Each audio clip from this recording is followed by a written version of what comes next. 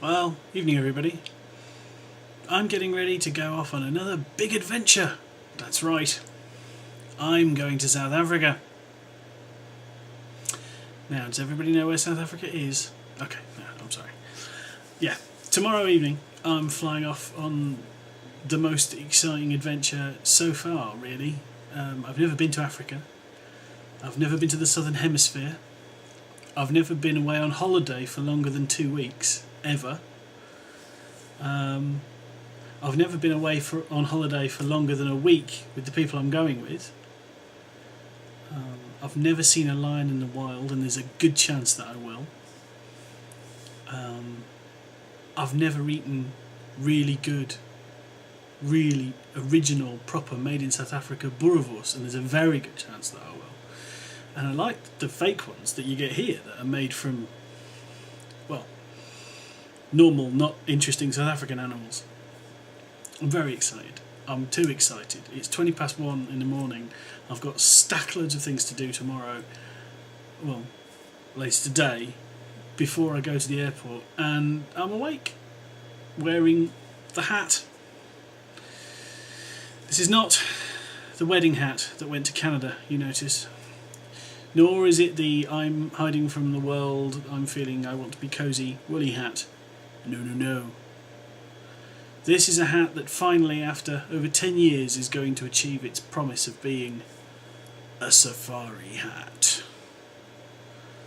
Yep, this hat is going to South Africa to go out into the veldt, to Kruger National Park, to keep the sun off my brow as I stare in wonder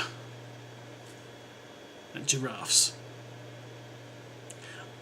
I really want to believe that they'll be doing that whole Eddie Izzard, dudum thing across the plain, and one of them, I'll see it eating too many leaves and have a little inward laugh and think, oh, an evil herbivore, marvellous. Don't know if that's really going to happen, but it feels good. I'm excited. All the horrible bits are out of the way. I've paid for it. I've had the jabs. Ow! That really hurt. I haven't started taking the anti-malarials yet because I bought the posh ones. I don't start taking them until we've been in South Africa for a couple of days. And then I take them while we're in the bush, and then I take them for a bit after. But actually I won't be taking them by the time I get back to England, which is a huge result. Particularly as the nurse who sold me the damn things told me that, the other ones I'd have to have started taking them like 10 days ago. And she showed me the list of side effects. I didn't have time to read it. You know what I mean? Insane. So, all the bad stuff's out the way, apart from the packing. But me and packing, well, I was explaining it to somebody today, like that bit in Few Good Men when Tom Cruise realises that Santiago never knew he was going home. He's sure of it because the guy didn't pack, and Jack Nicholson's there going, I'm an educated man, but I can't comment on the travel habits of PFC William Santiago. Perhaps you like to rise early and pack in the morning. All that, yeah, that's me. Whenever I'm going anywhere, I don't pack the night before. I don't pack. It's not so much until I have to. Well, you get the idea.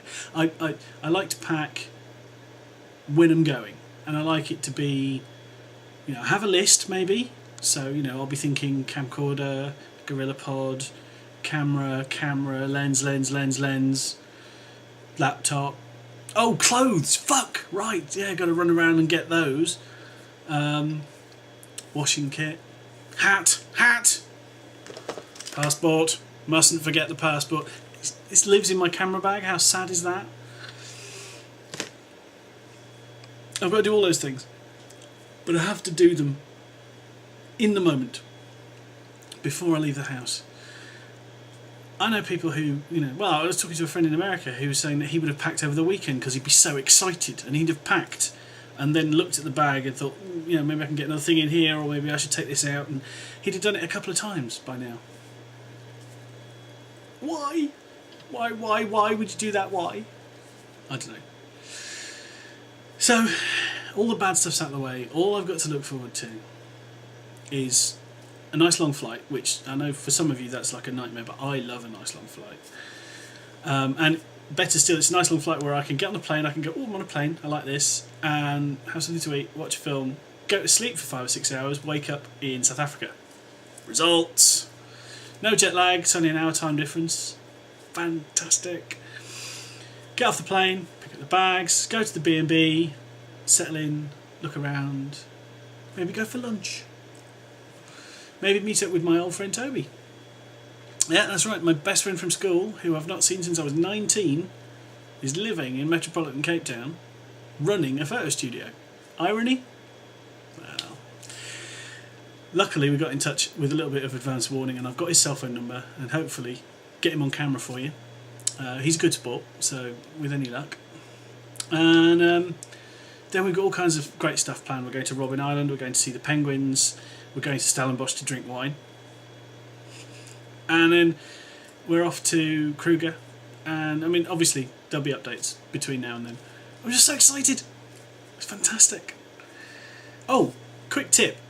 If you're going somewhere where, I mean, there are security issues about going to South Africa, right? I mean, you know, we're not kidding anybody. It's not the safest place in the world. It's not the most dangerous place in the world either. In fact, you know, as long as you're careful, you don't walk around with maps and T-shirts on that say, hey, I'm a tourist, and get your cameras out while you're trying to walk through Lesotho or anything. You know, not desperately dangerous, but nonetheless, if you're going to somewhere that is potentially dangerous, there's a cool new thing that you can do. All the conspiracy theorists are going to jump down my throat now.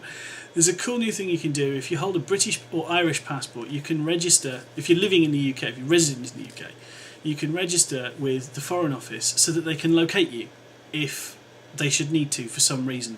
Like, I don't know, there was some kind of uprising in South Africa and your family wanted to find you and they couldn't get you on your cell phone. The local diplomats on the ground can access that information under those circumstances and find out where you're going, what you're doing, what your passport number is, what you look like, and they can send out a search party and get you out of the country if necessary, all that kind of useful stuff. Now, obviously, if you've got something to hide or you're a drug dealer or something, this is a bad idea. But I don't have anything to hide, and I like the idea of being secure and safe and my country being able to help me in times of desperate need. So I went and tried it out, and it's a really good system. I'm not going to try and read out the web address or anything like this. If I can work out my editing software, I'll put it up on the screen, but I'm also going to post it in the notes for this video so that you can find it if you want to give it a try. And that's about it. If I get really bored at the airport, there might be something at the airport a bit like there was when I went to Canada. Other than that, I imagine day 2 or 3 from South Africa, when there's something to tell you, I will see you again. In the meantime, have fun at work, and yeah, wish me luck. Bye.